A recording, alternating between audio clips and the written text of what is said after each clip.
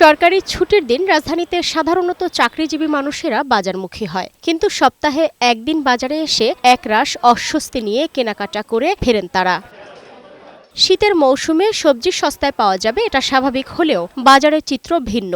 এখন কেজিতে ৬০ টাকার নিচে মিলছে না কোনো সবজি। ব্যবসায়ীরা জানান, ঘন কুয়াশায় ফসল ক্ষতিগ্রস্ত হওয়ায় সবজি কম পাওয়া যায়। এবছর সব সবজির দাম বেশি, শীতে বা সবজির দাম কমেই নেই। 1 কেজি শসা এখন 100 টাকা কেজি, প্রায় সবজি 80 টাকা, 90 টাকা, 100 টাকা। গ্রাম অঞ্চলে তো একটু কম আছে দাম, কিন্তু ঢাকা শহরে ক্যারি করতে যে খরচ হয় এই কারণে একটু দামটা বৃদ্ধি।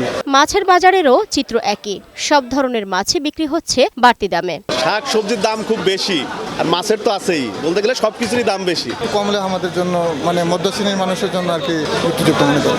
গেল সপ্তাহের তুলনায় বাড়তি দামে বিক্রি হচ্ছে সব ধরনের মুরগি। কেজিতে 10 টাকা বেড়ে ব্রয়লারের কেজি বিক্রি হচ্ছে 170 টাকায়। আজকে একটু বাড়তি 10 টাকা কেজিতে। লালটার দামও বাড়ছে 10 টাকা, 300 টাকা বেশি বিক্রি করতেছি এখন, এটা কালকে আবার কমে দেবো।